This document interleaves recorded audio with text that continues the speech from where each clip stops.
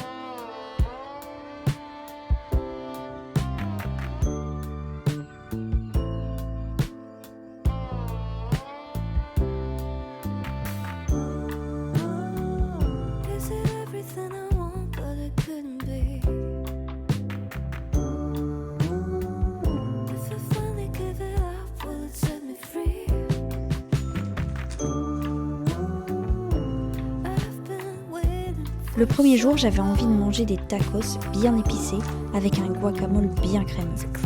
Je commence par découper un poivron rouge en lamelles et à le faire revenir dans de l'huile d'olive. Une fois qu'il commence à s'attendrir, j'y rajoute les escalopes de poulet. Alors là, je fais à manger pour 2 personnes, donc forcément je mets 2 escalopes, mais vous adaptez les proportions en fonction du nombre de personnes, évidemment. On va les faire griller des 2 côtés et en attendant, on commence à découper l'avocat.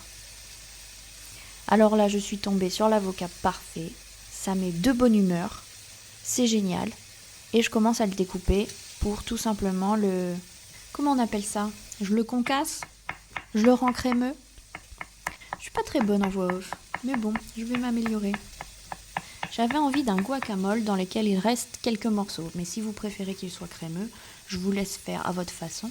J'ai mis un petit peu de citron vert et du sel, et pour moi, c'est largement suffisant.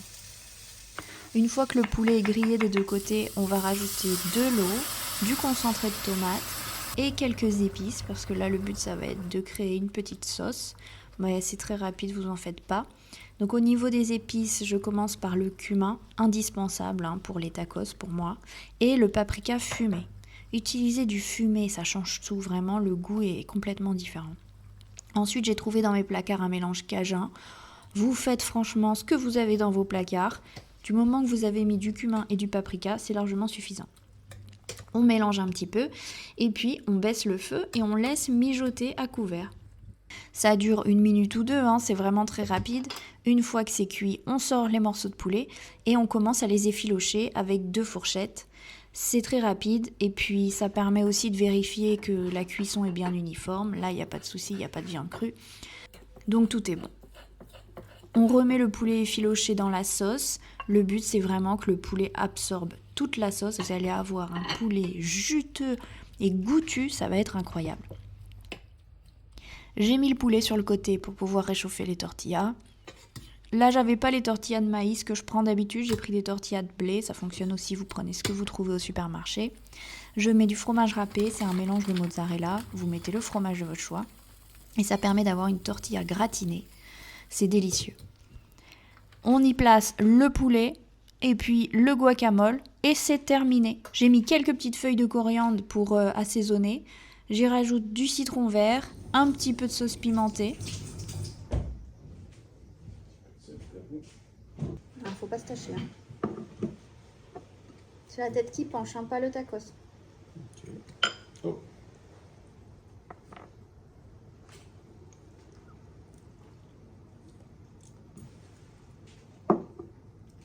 Je suis allée un peu fort sur la cholula. Je pense aussi, ouais. Mais c'est bon. Trop bien. La tête qui penche pas le tacos. Ah bah toi tu manges les deux. Bravo. Le deuxième jour, j'ai envie de manger une salade de lentilles. Est-ce que vous connaissez les lentilles beluga ? C'est une variété de lentilles qui est... alors ce sont des petites lentilles noires qui ressemblent à du caviar. C'est vraiment mignon et c'est la première fois que j'en fais. J'ai trouvé ça au supermarché, ça m'a intriguée parce que le temps de cuisson est entre 8 et 9 minutes. Et c'est très pratique quand on n'a pas le temps le midi. Bon alors j'ai tout fait tomber. Et je suis dans le déni total, donc j'ai continué à peser.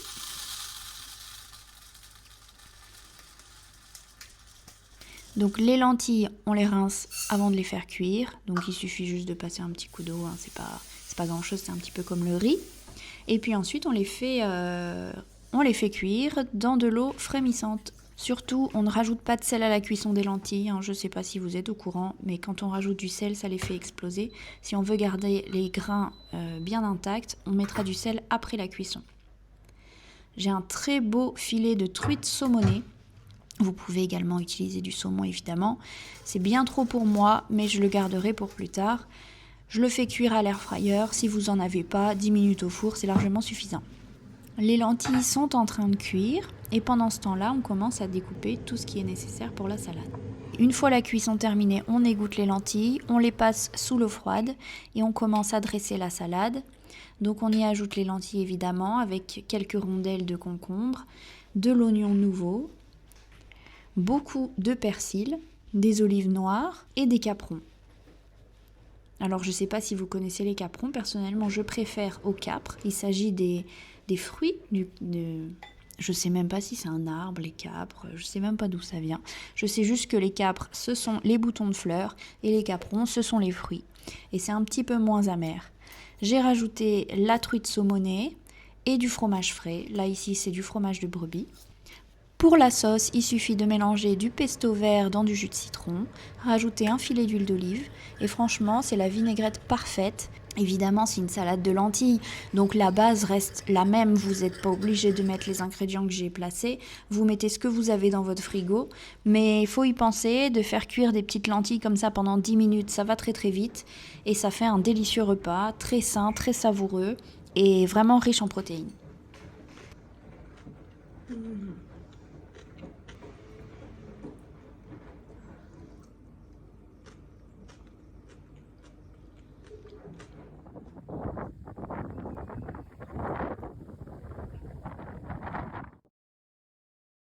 Le troisième jour, nous allons faire une salade de nouilles d'inspiration asiatique.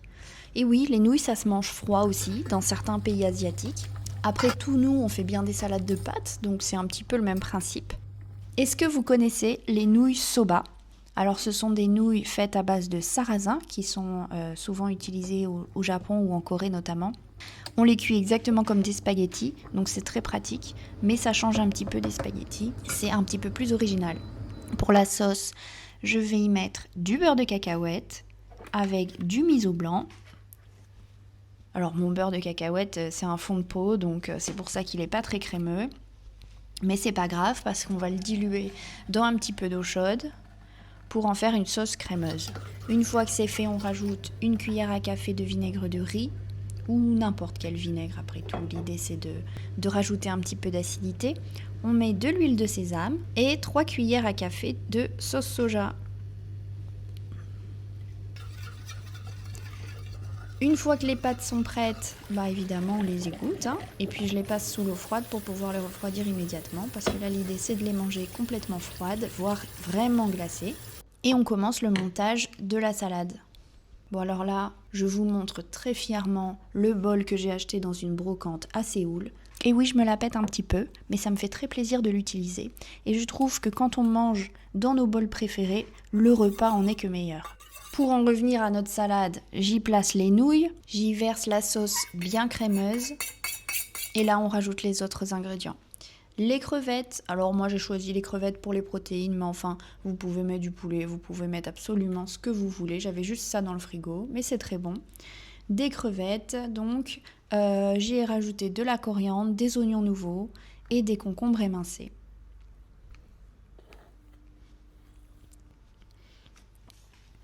un petit filet de citron vert que j'ai oublié dans la sauce, mais qui apporte un petit peu de fraîcheur, ça fait du bien. Et voilà, le plat est prêt, il n'y a plus qu'à mélanger. C'est délicieux, c'est savoureux et c'est original quand même.